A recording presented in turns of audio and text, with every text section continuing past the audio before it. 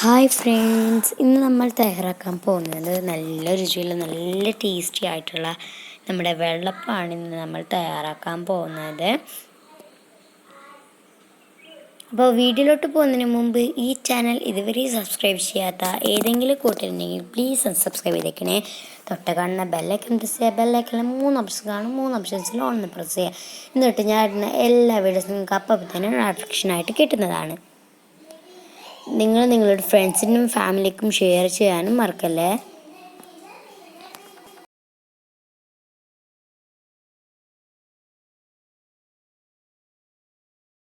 അത് നമുക്ക് വീഡിയോയിലോട്ട് പോകാം.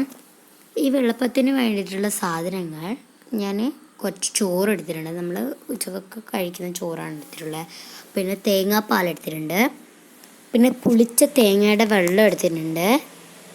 പിന്നെ 3 ഗ്ലാസ് പച്ചരി എടുത്തിട്ടുണ്ട്. കുതിർത്തി വെച്ച പച്ചരിയാണ് ഇപ്പോൾ എടുത്തിട്ടുള്ളത്. എന്നിട്ട് ഒരു മിക്സിയുടെ ജാറിലേക്ക് നമുക്ക് കുറച്ച് പച്ചരി ഇട്ട് കൊടുക്കാം. പിന്നെ കുറച്ച് ചോറ് ഇട്ട് കൊടുക്കാം. പിന്നെ കുറച്ച് തേങ്ങാപ്പാൽ ഒഴിച്ച് കൊടുക്കാം. പിന്നെ കുറച്ച് പുളിച്ച തേങ്ങയുടെ വെള്ളം ചേർത്ത് കൊടുക്കാം. എന്നിട്ട് നന്നായിട്ട് ഗ്രൈൻഡ് ചേർക്കണം. നല്ല സ്റ്റിഫായിട്ട് വേണം. നമ്മുടെ വിപ്പിംഗ് ക്രീമിൻ്റെ ഫസ്റ്റ് സ്റ്റെപ്പില്ല, അതായിരിക്കണം നമുക്ക് കിട്ടേണ്ടത്.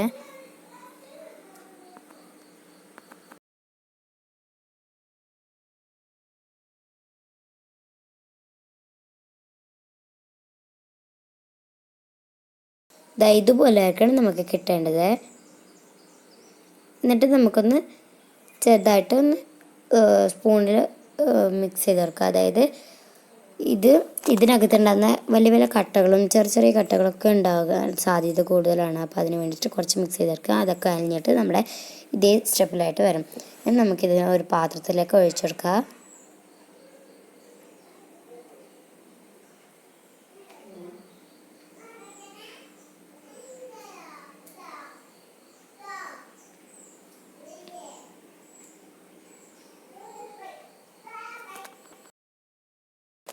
എന്നിട്ട് നമുക്കിതൊന്ന് മൂടിക്കൊടുക്കാം കേട്ടോ. അതായത് നല്ല പൊങ്ങിയിട്ട് വരാനായിട്ടാണ് മൂടിക്കൊടുക്കുന്നത്. അപ്പോൾ ഇത് ഞാൻ രാത്രിയാണ് അരച്ചൊക്കെ വെക്കുന്നത്. രാവിലെ ആകുമ്പോഴാണ് ഞാൻ ചുടുന്നത്. അപ്പം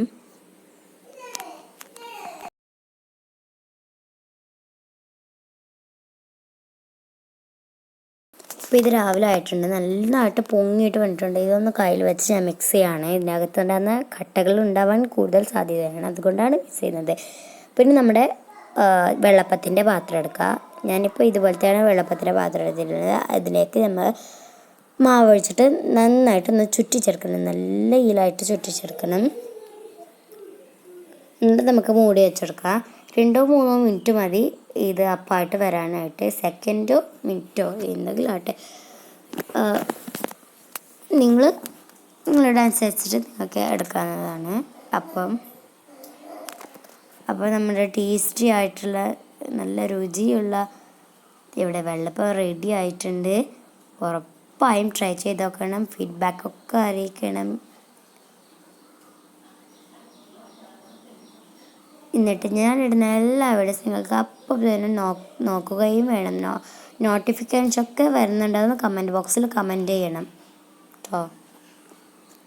അപ്പോൾ ഉറപ്പായും ട്രൈ ചെയ്ത് നോക്കണം. ഫീഡ്ബാക്കൊക്കെ അറിയിക്കണം. Thank you.